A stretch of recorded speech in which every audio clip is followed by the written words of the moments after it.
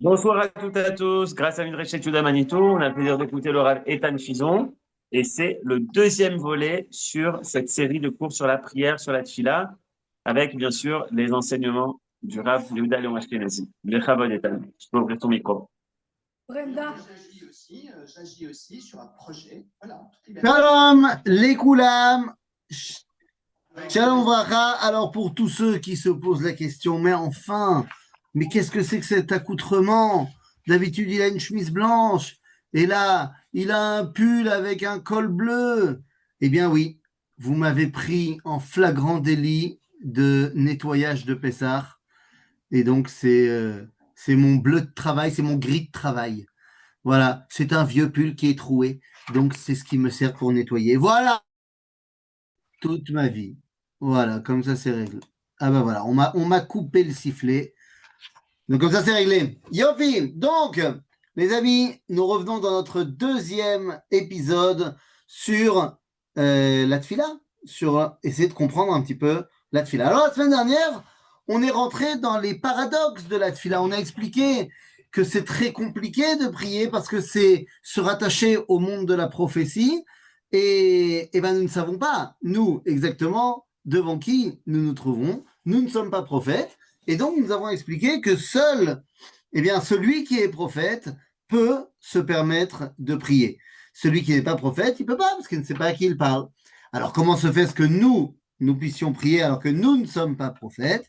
Eh bien, c'est là que nous arrivons dans l'explication de Manitou, dans la mesure où la Tefila, le texte de la Hamida a été rédigé par les derniers prophètes, eh bien, nous nous attachons aux mots des prophètes et cela nous permet de prier. Ben, ça a Maintenant qu'on a dit cela, il y a une dernière question à laquelle il faut répondre. On a dit, enfin une dernière question, une autre question à laquelle il faut répondre. Nous avons expliqué que la tefila, pour pouvoir s'y connecter, il faut parler au pluriel. Il faut se connecter au peuple juif. C'est le peuple d'Israël qui peut atteindre la dimension de la prophétie et non pas simplement moi ou toi en tant qu'individu. C'est la raison d'ailleurs pour laquelle la tefila est toujours rédigée au pluriel. Mais au-delà de ça, nous avons vu que pour pouvoir atteindre la dimension de celui qui peut dialoguer avec le Créateur, eh bien, il faut, même quand on est un individu, s'annuler complètement devant le peuple d'Israël. Et c'est pour ça que Moshe, lorsqu'il prend la défense du peuple juif dans l'histoire du veau d'or, eh bien, il peut parler au nom de tout Israël, mais lorsqu'il veut rentrer en Eretz Israël, alors que il est le seul à ne pas rentrer, le reste des béné Israël rentre en Israël, eh bien, il ne parle plus au nom des béné Israël. Ok, donc tout ça c'est bien clair, tout va bien. La question est, et la question nous devons nous la poser, à qui s'adresse-t-on? Oui, je ne radote pas, je sais bien que nous avons déjà répondu à cela lorsque nous avons dit, on parle au Dieu des prophètes. Besséder, mais c'est bien beau que j'utilise les mots des prophètes, il faut que j'ai une kavana quand même, il faut que j'ai une intention dans ce que je dis. Donc, à qui dois-je penser lorsque je m'adresse à Dieu? Ok? C'est une vraie question, puisque la tfila demande la kavana. On a dit, la première halakha du Shulchan Aruch, c'est Tzarich lechaven perush hamilot shemotzi bisvatav. Donc à ce moment-là, si je dois faire attention et avoir la kavana de ce que je suis en train de dire, eh ben, les amis, on ne peut pas dire n'importe quoi. Donc à qui je parle? Bien les amis, il y a une marloquette dans le traité de Brachot entre Rabbi Yochanan et Rabbi Yehoshua ben Levi. La question est de savoir Eizohi ou Eizehu ben Haolam Abba. Qui est considéré comme étant ben Haolam Abba? Alors je vous arrête tout de suite, il ne s'agit pas de poser la question qui a part au monde à venir. Lemi yesh chelek leolam haba. Non, il ne s'agit pas de cela. Pourquoi? Eh bien parce que la Mishnah dans le traité de Sanhedrin nous a d'ores et déjà expliqué que Kol Israël yesh lehem chelek leolam haba. Donc, la question n'est pas de savoir si nous avons tous part au monde à venir, car ça, c'est assuré. La question est de savoir qui d'entre nous est Ben à Olam Haba. Alors, qu'est-ce que c'est que être Ben à Olam Haba? Si on devait expliquer les choses de manière assez on va dire, schématique, on dira que celui qui est Ben à Olam Haba, le fils du monde à venir, eh bien, il est, on va dire, il est à la maison, il est chez lui, Ba'olam Haba. Et Ba'olam Hazeh, yesh lo chelek, il est en visite. Alors que celui qui est shlo chelek le Olam Haba, celui qui a une part au monde à venir, eh ben en vérité, il est toshav ha'olam hazeh. Ok? Il kiffe ce monde. Donc, tout Am Israël yesh lo chelek le Olam Haba. On a tous part au monde à venir, mais on est tous ancrés dans ce monde. Par contre, certains d'entre nous nous sommes, enfin pour certains, des béné à Olam Haba.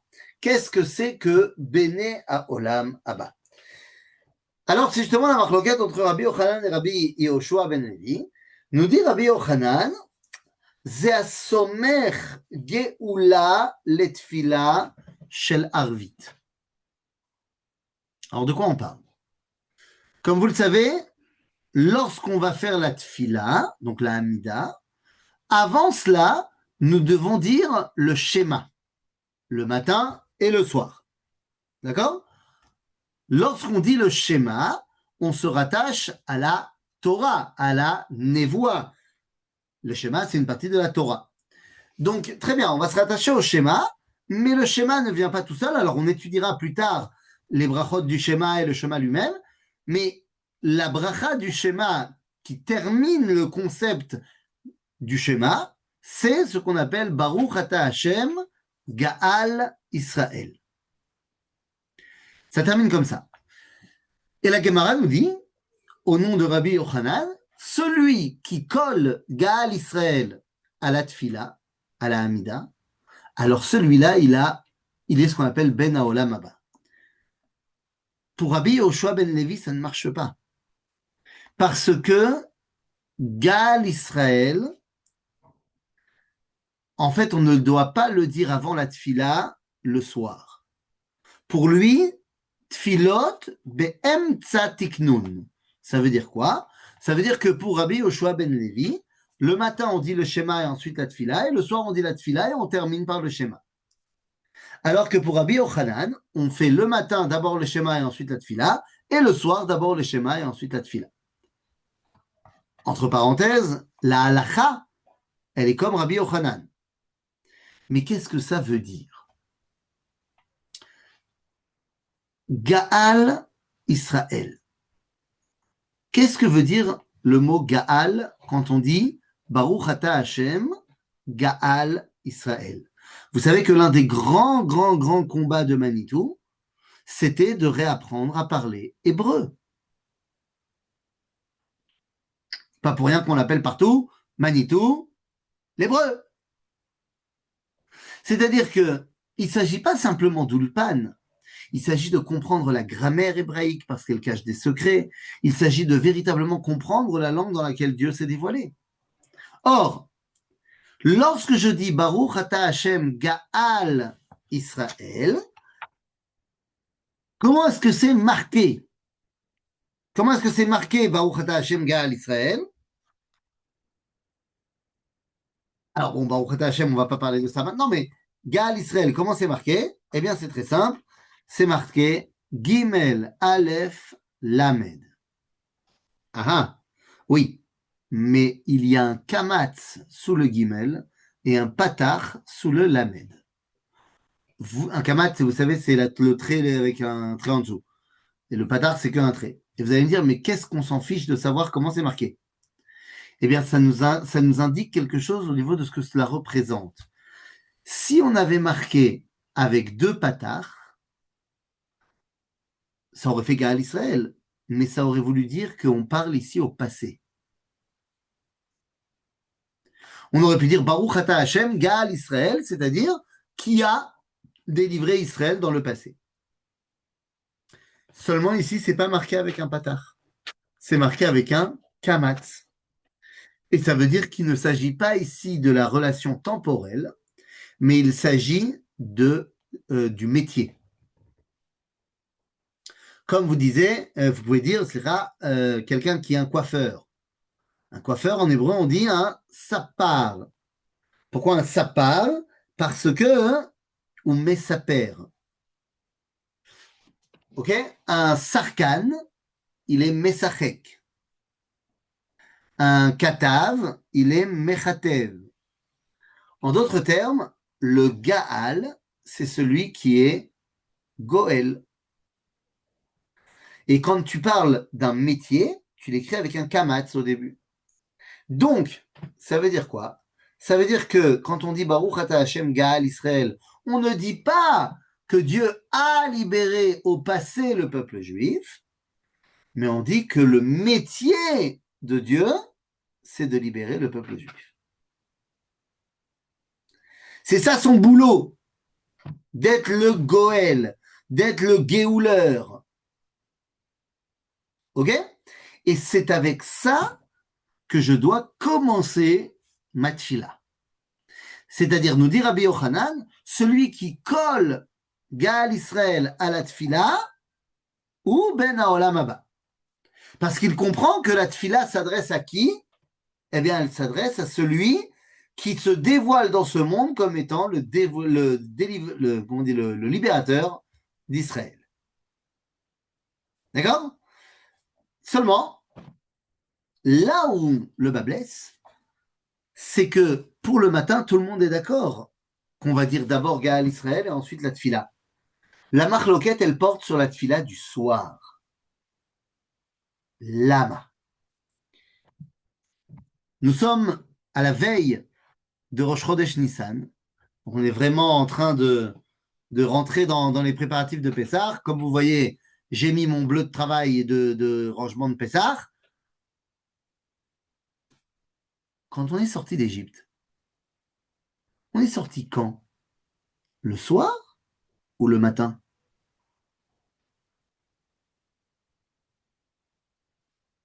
Alors, eh bien, d'après les versets, on a reçu la permission de sortir le soir, pendant la nuit, pendant le moment où on faisait Makat Bechorot, enfin où Dieu faisait Makat Bechorot, que nous on mangeait le Korban Pessah, Pharaon a couru dans toute l'Égypte pour aller chercher Moshe et lui dire allez partez. Le Midrash nous dit même que lorsqu'il est venu Be'emtsa Laila chercher Moshe, les Bnei Israël, à chaque fois qu'il toquait à une porte, il l'induisait en erreur. Il disait non, il n'est pas là, il est là-bas, non, il est là-bas, non, il est là-bas, non, il est là-bas. Eh bien, on a finalement, il trouve Moshe, et finalement, il donne la permission aux Juifs de partir. Aval, Moshe dit, on ne part pas comme ça en pleine nuit comme des voleurs, on partira demain matin. Mais la permission, elle a été donnée la veille. Qu'est-ce que ça veut dire? Le matin, il n'y a pas de débat. Tout le monde dit Gaal Israël avant la Tefila. Pourquoi? Parce que c'est sûr que le matin, Hachem Goël est Israël. Pourquoi je dis que c'est sûr? Parce que concrètement, le matin, on est sorti d'Égypte. Donc la question de savoir est-ce que Dieu, il amène la Géoula ou pas, la question ne se pose pas le matin, c'est sûr. Par contre, la question se pose le soir. Pourquoi? Eh bien parce que Dieu nous a donné la permission. Oui, Dieu nous a donné la permission. Pharaon aussi nous a donné la permission. Mais concrètement, on est encore en Égypte. Qu'est-ce qui nous dit que Dieu ne va pas finalement se rétracter et ne pas nous laisser partir? Donc Rabbi Yoshua ben Levi, il dit, moi, tant qu'on n'est pas parti mamash, je veux pas faire de fausse joie aux gens. Je veux pas commencer à m'exalter alors qu'on est toujours en Égypte et que qui sait? On pourrait dire que Rabbi Yoshua ben Levi, c'est l'Ashkenaz de service. Il est pessimiste. Ah bah oui, un Ashkenaz, c'est pessimiste. Bah enfin, vous savez bien ce que ma grand-mère, elle répond quand elle me dit comment ça va et que je lui dis, bah ça va, tranquille, Baruch Hashem. Elle me dit, t'inquiète pas, ça passera. Ah bah oui, les Ashkenazim, ils ont un dicton. C'est, si on peut être triste, alors pourquoi être heureux? Bah oui, évidemment. Donc, Rabbi Yoshua ben Levi, il joue le pessimiste de service. Quoi, non? Il y a quelqu'un qui dit non. Ouvre ton micro. Présente-toi. Qui es-tu? Monsieur Cohen. Ah, tu peux pas ouvrir ton micro? Aïe, aïe, aïe. Alors, tu peux marquer dans le chat. J'ai réveillé le Cohen qui dort. Aïe, aïe, aïe. Je voulais pas apporter. C'était de l'humour. Moi aussi, je suis Ashkenaz. Zébécéder. Bon, en tout cas, hein, Rabbi Yoshua ben Levi, c'est l'Ashkenaz de service. C'est le pessimiste de service. Lui, il dit, tant qu'on n'est pas dehors, je fais pas la fête. J'imagine que si Rabbi Yoshua ben Levi avait été en Égypte et qu'il y avait quelqu'un qui avait fait un cours sur la guerre de Shahagat Ahari et qui avait dit, mais c'est extraordinaire ce qui nous arrive, c'est incroyable, lui, il aurait fait le pessimiste de service. Voilà. J'ai entendu tout à l'heure, on a comme ça un pessimiste de service qui est enfin, les gens qui écoutent les informations en hébreu, il est très présent. Il s'appelle Eliyahu Yossian. C'est un ancien Iranien qui a fait son alia, machin, et qui passe son temps à dire que finalement, on n'est pas du tout en train de renverser le régime iranien. Et vous êtes marrant, vous parlez, vous savez pas ce qui se passe là-bas. Moi, je sais ce qui se passe là-bas, j'ai encore des contacts avec des gens là-bas. On n'a pas encore fini hein, le travail. Alors que quand on entend d'autres gens, y compris moi-même, bon, c'est vrai que je connais moins l'Iran que lui, hein, c'est évident, mais on a tendance à être un peu plus optimiste dans l'histoire. En tout cas, Rabbi Yochanan, lui, il dit, moi, déjà la nuit, je colle Gaal Israël à la tfila. Pourquoi? Je sais bien qu'on n'est pas encore sorti d'Égypte. Et je sais bien qu'il est possible que Pharaon fasse volte-face et finalement décide de ne pas nous libérer. Mais on a déjà tellement de signes comme quoi ça va bien se passer que j'ai envie de forcer le destin et d'être déjà content maintenant. Maintenant, rétroactivement, nous on sait qu'il a eu raison, Rabbi Yochanan. C'est pour ça que la halakha, elle est comme lui. Mais s'il a tort, quel est le risque de l'optimiste chronique s'il a tort? Ben, le risque, c'est que les gens ils soient encore plus déprimés. Parce que si le rabbin il a dit, vous allez voir Mashiach demain, et que demain il n'y a pas Mashiach, ben, les gens ils sont dégoûtés. Donc, est-ce qu'on a le droit d'être optimiste dans le judaïsme? Réponse de Manitou, oui, si on a raison. On a le droit d'être optimiste à condition d'avoir raison. C'est-à-dire, donc Rabbi Yochanan nous dit, on dit Gaal Israël avant la tefila également la nuit, parce que même si on n'est pas encore dehors, eh ben, les signes montrent que ça va le faire, ça va marcher. C'est-à-dire, et donc, moi, je commence ma tefila en disant Baruch Ata Hashem Gaal Israël. Je parle à celui qui délivre Israël. Il faut attendre pour savoir si on a raison. Ben, c'est ça le problème. Eh oui, c'est ça le problème. C'est qu'on sait qu'on a raison que a posteriori. Nachon. Et c'est pour ça que les gens qui sont des prédicateurs de mal ou de bien, bah, au début, ils sont pris soit pour des fous, soit pour des fous. Ben oui. C'est pour ça que le Rav Adin Even Israel Stenzals disait cette phrase magnifique. Il disait c'est beaucoup plus facile d'être historien que prophète.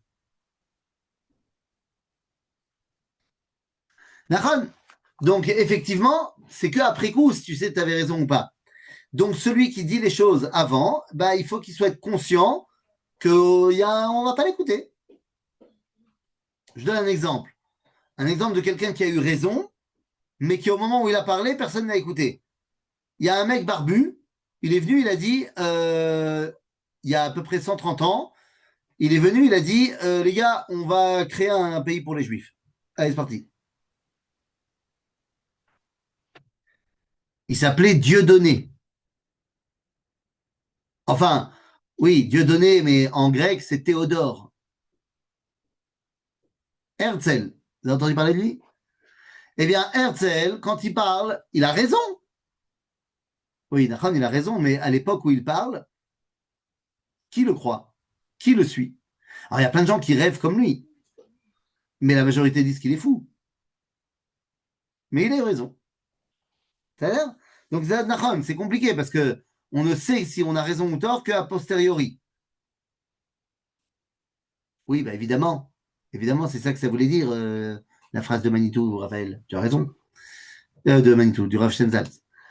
Mais ça a l'air. Asbekitsour, c'est pour ça d'ailleurs que, comme on ne peut pas savoir avant, c'est après coup qu'on sait si on a raison ou pas, c'est pour ça que que Rabbi Yochanan, il dit Eizeu ben haolam haba. Il dit pas hein, halacha.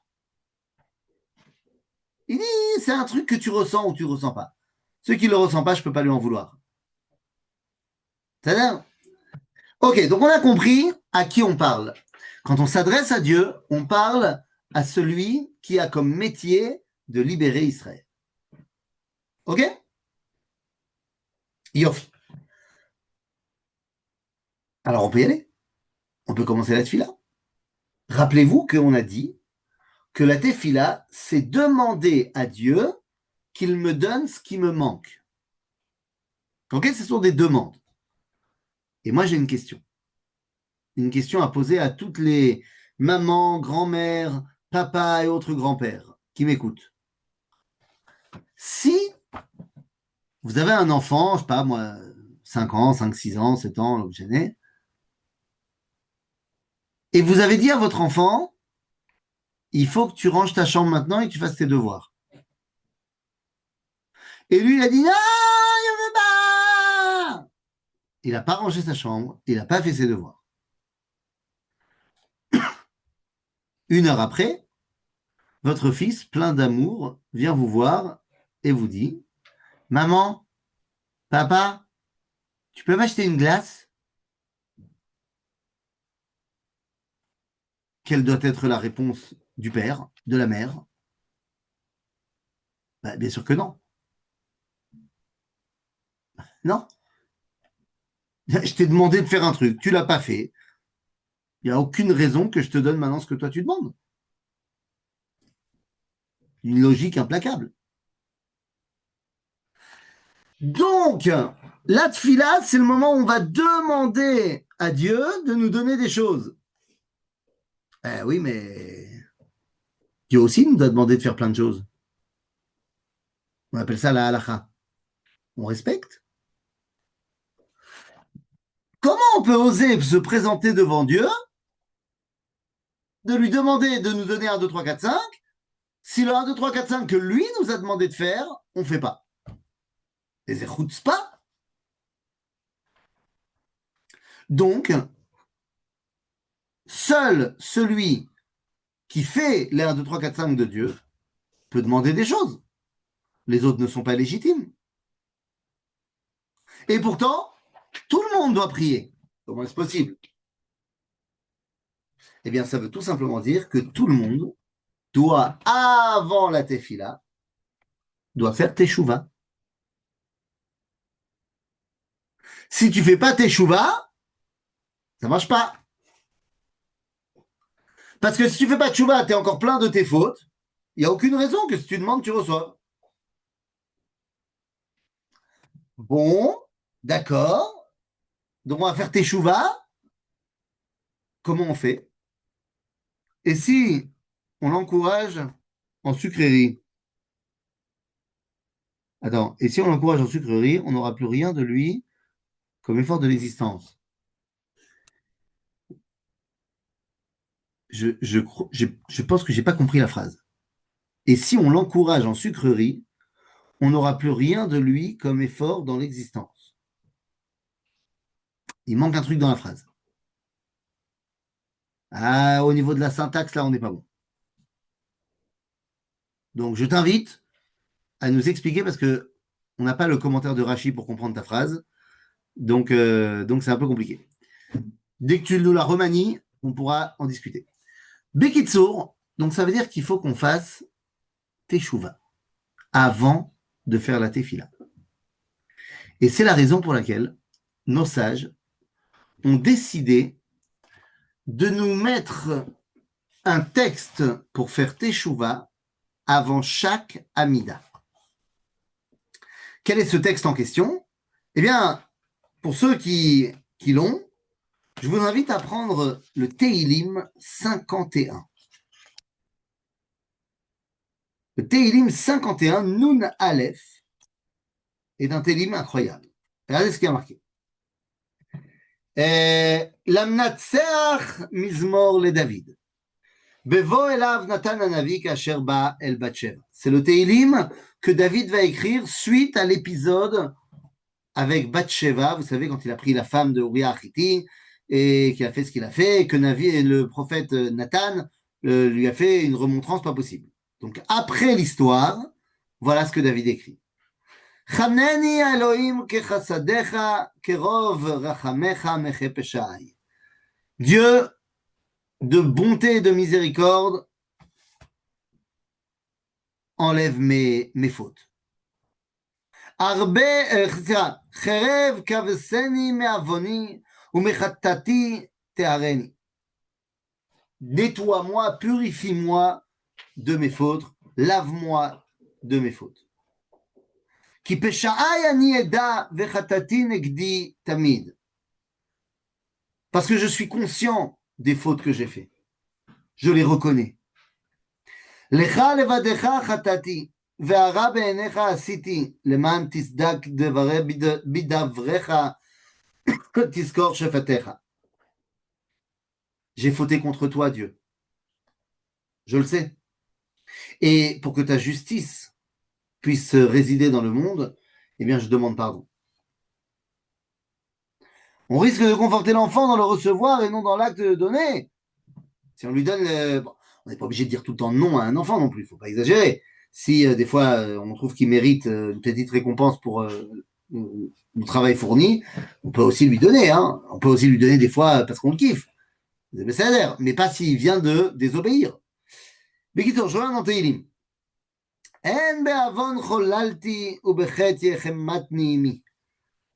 J'ai été conçu et j'ai fauté avec la vie que j'ai reçue.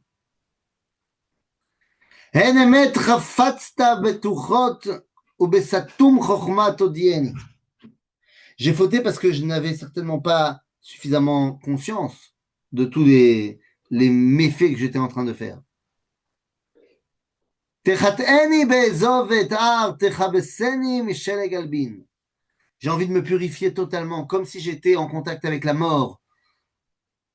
Rends-moi blanc comme neige. Tashmieni sasson vesimcha, tagelna atzmot dikita. Ramène la joie en moi, parce que pour l'instant, je suis que en déprime parce que j'ai fauté. Aster panecha mechatai vechol avonotai meche. Enlève ta face de mes fautes et pardonne toutes mes erreurs. Lève ta or berali Elohim veruach nachon chadesh bekirbi. Tu m'as créé un cœur pur, alors ramène mon souffle. Al tashlicheni milfanecha veruach kodshecha al tikach mimeni. Ne te détourne pas de moi. Et ton souffle divin ne l'enlève pas de ma présence. Ashiva li sasson nishecha veruach nediva tismecheni. Ramène-moi la joie de ton contact. Elohim, Elohei teshuati teranen leshoni tzidkatecha. Fais en sorte que ma bouche puisse de nouveau redire ta justice. Ma bouche, elle a été utilisée pour faire du mal, là. Mais je fais tchouva. Vous comprenez que c'est tout ça qu'il aurait fallu dire avant de commencer la tefila. C'est le grand texte de Teshuvah de David. Mais nos sages nous ont dit, si on commence à demander aux gens de dire tout le Teilim, ça va être trop long. Donc on va leur demander de dire que la phrase de conclusion. Adonai sefatai tiftach, ufi agid teilatecha. Il s'agit ici de la phrase de conclusion de cette Teshuvah de David. Et c'est cette phrase que nous disons, nous, avant chaque Amida. Adonai sefatai tiftach, ufi agid teilatecha. Combien doit durer les préalables de la prière? Les chassidim arishonim se prenaient 1 heure pour prier, enfin avant de prier. Parce qu'il s'agit, c'est une bonne question, mais je vais y revenir juste dans une seconde. Je ne veux pas la bâcler, 2 secondes.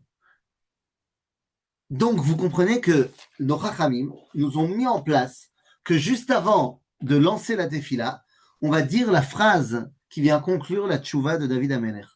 Pour nous dire quoi? Pour nous dire que nous aussi, on doit faire teshuva avant de commencer la tefila. Pourquoi est-ce qu'on a pris cette phrase-là en particulier? Parce qu'elle commence par Adonai. Adonai, c'est écrit là-bas, Aleph Dalet Nun Yud. C'est-à-dire, ça veut dire le patron, le Seigneur. C'est-à-dire, j'accepte Dieu comme étant le patron.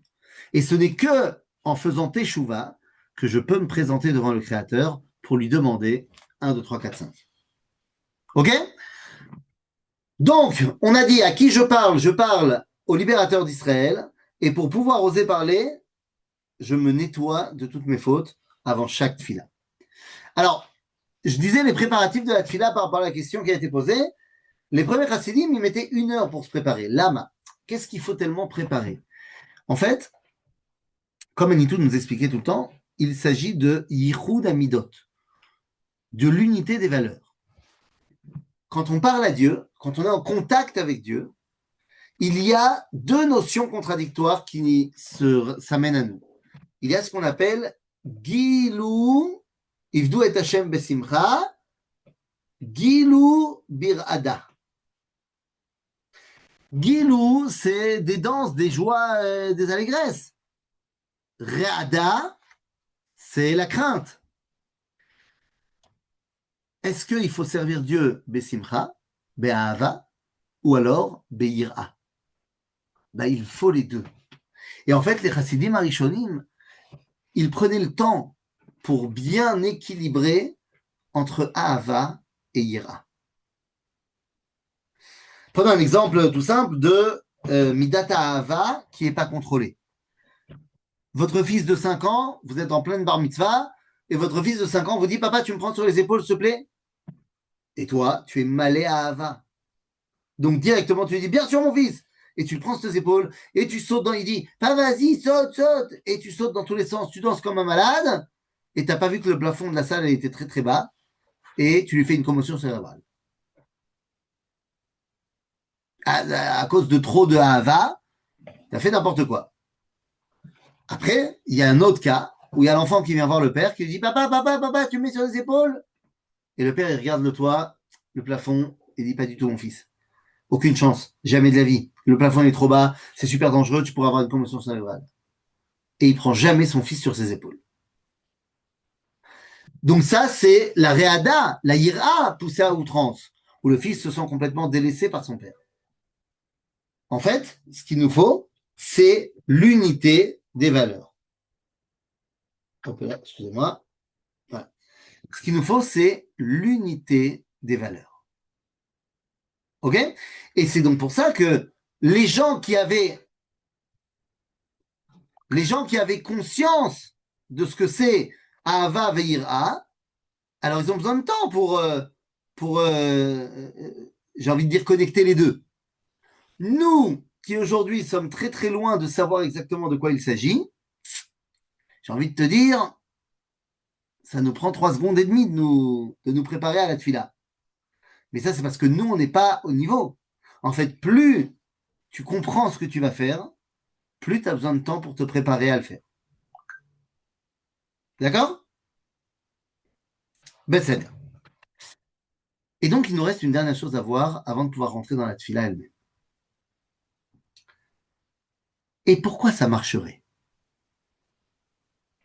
On a dit, qu'il ne faut pas être chutzpan et pas se présenter devant Dieu avec des fautes, ça j'ai compris. Donc j'ai enlevé mes fautes. Et maintenant je demande à Dieu 1, 2, 3, 4, 5. Et pourquoi il me donnerait? Allez, c'est ce qui me manque. Enfin, c'est ce que je pense qui me manque. Est-ce que Dieu, il saurait pas mieux que moi ce que j'ai besoin? Et s'il m'a pas donné 100 millions d'euros sur mon compte, peut-être qu'il pense que c'est pas bon pour moi. Ah, je vous demande une seconde, c'est la troisième fois. Je lui dis que 2 secondes, rappelez, 2 secondes.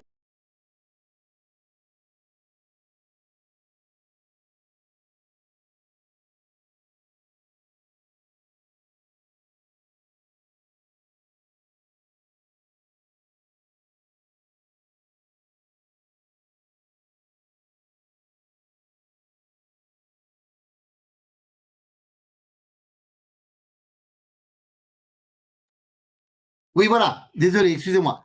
Euh, donc, je disais, ok, je demande, mais qu'est-ce qui fait que enfin, je suis pas légitime, mais pourquoi Dieu me donne? Peut-être c'est mieux. Je vais demander, il me manque la parnasse à la refoua, mais peut-être Dieu, il sait mieux que moi. Il m'a pas donné, peut-être c'est très bien pour moi. Oui, tout à fait. C'est ce que je dis. Dans la tefila, il y a tout le temps des demandes. Je pose la question, mais pourquoi il me donnerait? Ne sait-il pas mieux que moi ce qui est bon pour moi? Et c'est pour ça que les tzadikim, nous dit le Talmud, que Akadosh Baruch Hu mit'ave le tfilatam shel tzadikim. Que Dieu, il a la ta'ava, il a vachement envie la prière des tzadikim. C'est pourquoi il a une ta'ava pour la prière des tzadikim, parce que c'est rare. Les tzadikim, ils ont tendance à accepter leur sort et donc à rien demander pour eux-mêmes. Parce qu'ils disent, bon, si Dieu il m'a mis dans cette situation-là, Gamzoul et Thomas. Donc pourquoi est-ce que je demande? Eh bien, les amis, la réponse est très simple. Elle nous provient de celle qui nous a appris les lois de la Tefila. Les lois de la Tefila nous viennent de Chana, la prophétesse Chana. Chana, elle n'a pas d'enfant et elle veut un fils. Mais elle veut un fils, pas pour elle. Elle veut un fils pour Dieu, pour remplir le projet divin. Et c'est vraiment vrai, puisqu'elle va finalement l'avoir et elle va effectivement le donner à Dieu. Mais elle dit une phrase magnifique. Elle dit, dans le livre de Shmuel, chapitre 2, il est marqué Vatitpalel Chana al Hashem ou Bachot Tifke. Vatitpalel Chana al Hashem. En hébreu, d'habitude, on dit Leitpalel el Hashem. Leitpalel al, c'est prier pour. Donc là, elle dit, Chana, elle a prié pour Dieu. Comment ça, elle a prié pour Dieu? Elle dit, Ribono shel olam. Si je n'ai pas d'enfant, c'est pas seulement moi qui ai un problème, mais toi, Dieu, tu as un problème. Parce que si je n'ai pas d'enfant, il n'y a pas de Shmuel. S'il n'y a pas de Shmuel dans ce monde, eh bien, il n'y aura pas de couronnement du roi Shaoul. Il n'y aura pas de couronnement du roi David. Il n'y aura pas de couronnement du roi Salomon. Il n'y aura pas de Beth Amikdash. Ton nom ne sera pas dévoilé dans le monde. Donc, ce n'est pas pour moi que je veux un fils. C'est pour toi. Et est-ce que tu saurais pas mieux que moi? Peut-être que tu sais mieux que moi. Mais sauf que tu as voulu que je sois partenaire avec toi dans le dévoilement de Dieu dans le monde. Tu as voulu que je sois partenaire pour parfaire le monde. Et moi, dans ce monde, quand j'ai pas d'enfant, je suis au bout de ma vie et donc je ne peux pas te dévoiler. Donc en fait, le secret de Chana, c'est de dire, ce n'est pas pour moi que je demande. C'est pour toi. Parce que si moi je vais pas bien, parce qu'il me manque 1, 2, 3, 4, 5, c'est le monde entier qui a un problème. Parce que ce que moi je peux remplir dans le monde, personne ne peut le faire. Mais si je suis malade, je ne peux pas remplir mon rôle dans le monde. Donc amène-moi la guérison, Dieu. Parce que si moi je ne remplis pas mon rôle dans le monde, c'est tout le dévoilement divin dans le monde qui est mancal. Donc en fait, je dis quoi? Je dis, c'est autant pour toi que pour moi. En fait, Hachem sait, mais souhaite un associé qui s'engage pour son projet. Et que non seulement ça, mais que lorsque l'associé en question, il a bobo, ou il a un manque, ben, il ne peut pas remplir son boulot. Et c'est pour ça que je demande des choses. Parce que je veux pouvoir remplir mon rôle. C'est-à-dire, donc je résume les points qu'on a évoqués qui sont notre introduction de la Tefila. Pour prier, il faut savoir à qui parler. Donc ça veut dire qu'il faut être prophète. Seuls les prophètes dans le Tanakh prient. Le premier d'entre eux, Abraham. Je ne suis pas prophète, mais les derniers prophètes ont rédigé le texte qui me permet de me connecter à Dieu sans me planter. Il y a 18 brachot qui viennent répondre aux 18 noms de Dieu qui apparaissent dans le schéma. Car le schéma, c'est la Torah qui vient du haut vers le bas, et Matfila, c'est la réponse du bas vers le haut. Pour pouvoir prier, je m'inscris dans la collectivité d'Israël. Oui, on a expliqué pourquoi on a une 19e Bassof. On a expliqué la semaine dernière. C'est en fonction des minimes, c'est-à-dire les premiers chrétiens qui ont porté atteinte au Echad. Donc on a rajouté une 19e bracha. Elle est venue plus tard. Il y a à peu près 450 ans entre les 18 brachot et la 19e. Donc il faut que je me connecte au Klal Israël pour pouvoir prier. Maintenant que j'ai compris, alors à qui je parle? Eh bien je parle à celui qui a comme boulot de libérer Israël. Je me présente devant lui en ayant fait Teshuvah, comme ça je peux redevenir légitime de demander quelque chose. Et ce que je demande, c'est ce qui me manque, parce que tant que je suis dans une situation où je ressens un manque, je ne peux pas remplir mon rôle dans le monde. Donc, Ribono Shalom, donne-moi ce que je demande. C'est bénéfique autant pour toi que pour moi. Une fois qu'on a intégré tous ces points-là, alors on peut rentrer dans la tfila à proprement parler. Voilà, vous pouvez allumer vos micros. S'il y a des questions, à vous de jouer. Et on va laisser la primauté à M. Cohen, qui voulait prendre la défense de l'humour ashkénaze. Vous pouvez allumer vos micros. Johan, tu nous as allumé? Voilà, c'est bon. C'est une légende que les Ashkenazes sont tristes. On peut être très joyeux en étant Ashkenaz. Mais oui, vous inquiétez pas. Et on peut être très optimiste aussi. On l'est actuellement d'ailleurs. Mais bien sûr, bien sûr. Je plaisante, c'était une blagouze. Il y en a marre de ces blagues tristes. Oui, mais c'est comme un Non, juif. merci pour le coup. Merci. Les juifs ont le droit de faire des blagues antisémites. Donc les ashkénazes peuvent faire des blagues anti-ashkénazes. C'est bon. Sauf Dieu de Mais en fait, si on prie parce qu'on a un manque, alors quand le manque est comblé, on arrête de prier? Et c'est une très bonne question. Comment est-ce que tu peux t'associer à une fila que toi, tu ne ressens pas le besoin? C'est vrai. C'est vraiment vrai.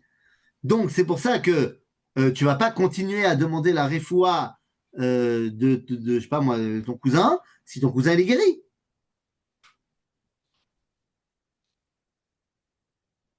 Bah, il n'y a plus de raison. Par Alors, contre, tant qu'il y a pourquoi encore les gens des ils continuent à prier tout le temps quand même? Non, j'ai dit, là, quand ton cousin ou quelqu'un, il est malade, on fait une fila particulière pour sa refoua. Mais quand il est plus malade, on arrête de prier pour lui. Parce qu'il est plus malade. Donc ça veut dire que tant qu'il y a encore des gens qui sont malades dans l'Am Israël, on fait la bracha de refaire Cholé Amo Israël. Parce qu'on n'est pas tout seul. Et c'est un travail sur nous-mêmes à faire. Parce que quoi? Moi, je suis pas malade, je connais pas de gens malades dans mon cercle proche, alors j'ai pas besoin, je ressens pas le manque parce qu'il y a d'autres juifs qui sont, oui, malades. Donc en fait, on doit travailler sur nous si on ressent pas le manque. Parce qu'il y a quand même des gens qui ont un problème. Quoi? Tu parles pas de Mekabetz Nitré Amo Israël, alors qu'il y a encore des juifs en France? Comment est-ce que tu peux ne pas ressentir le manque pour tous nos frères qui sont encore en France? Donc en fait, toutes les brachot qui sont dans la Hamida, elles couvrent tous les sujets du peuple juif. Et effectivement, dès qu'on aura rempli tous ces problèmes-là, et qu'il n'y aura plus de problèmes, il est très probable qu'on arrête de prier comme on prie maintenant. Mais on n'y est pas encore, hein. On n'y est pas encore, je te rassure, il y a encore des gens qui mangent pas cachère, il y a encore des gens qui sont malades, il y a encore des gens qui ont des problèmes de parnassa, il y a encore des gens qui sont pas en Israël, on n'a pas construit le Beth Amikdash, il y a l'Iran qui nous titille encore un petit peu, donc, on n'a pas encore fini, hein. Ok. Toda. Bבקשה? Moi, je peux demander quelque chose? Oui, bien sûr. Attends, une seconde.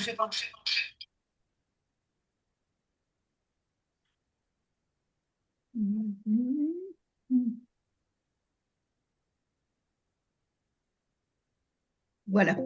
Oui. Vous avez dit que. Pourquoi ça, il y a un écho? Non. Pas. Donc, bon, que on pouvait s'adresser à Dieu que dans la langue des prophètes, et ça s'adresse au Shemona Esrei. Mais Shemona Esrei, c'est une petite partie de la tefila.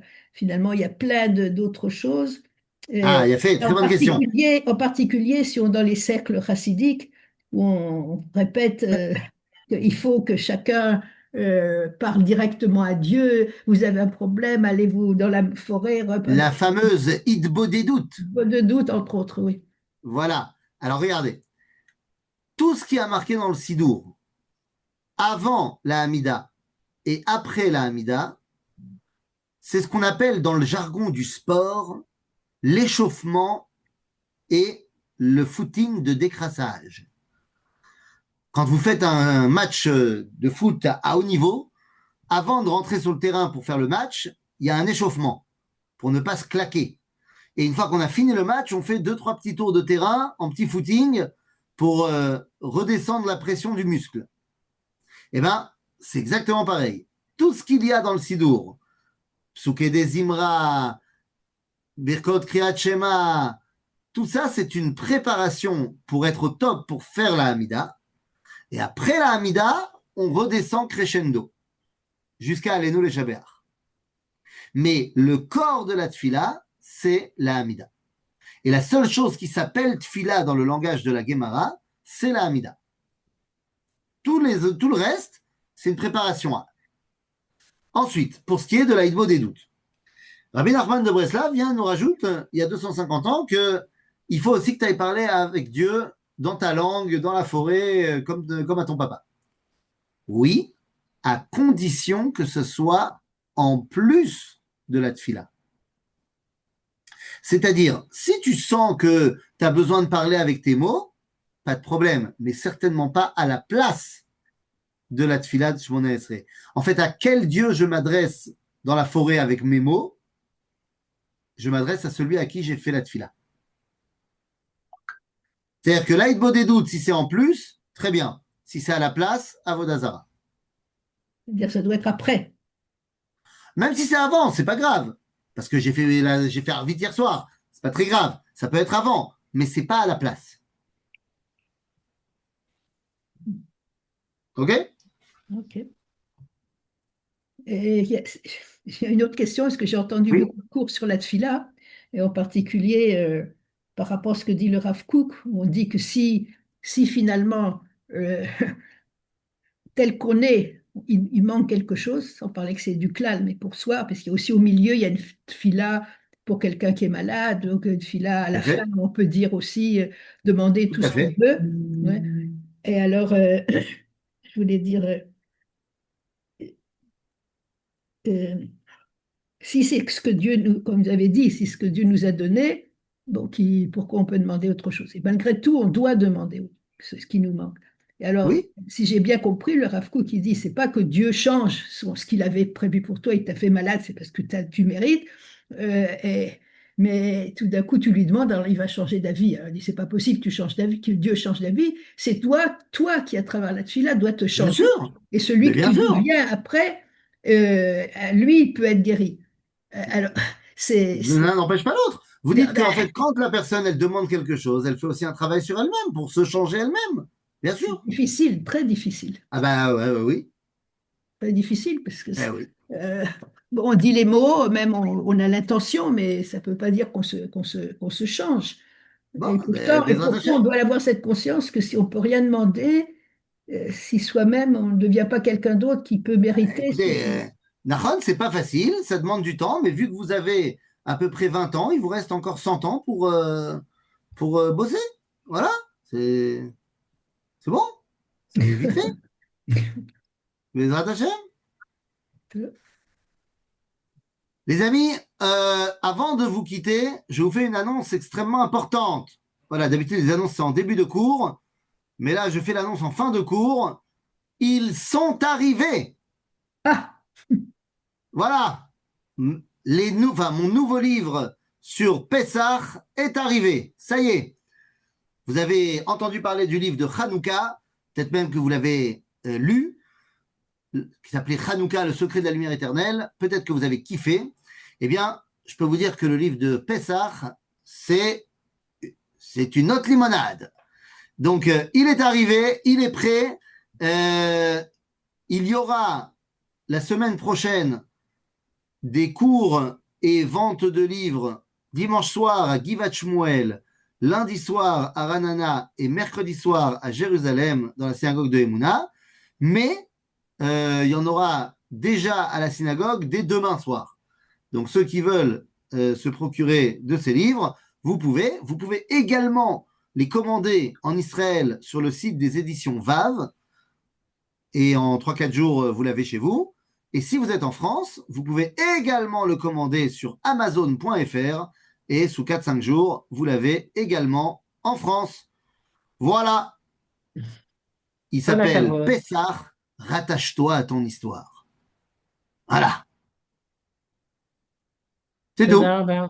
כל הכבוד. ביי ביי. Chazak Baruch.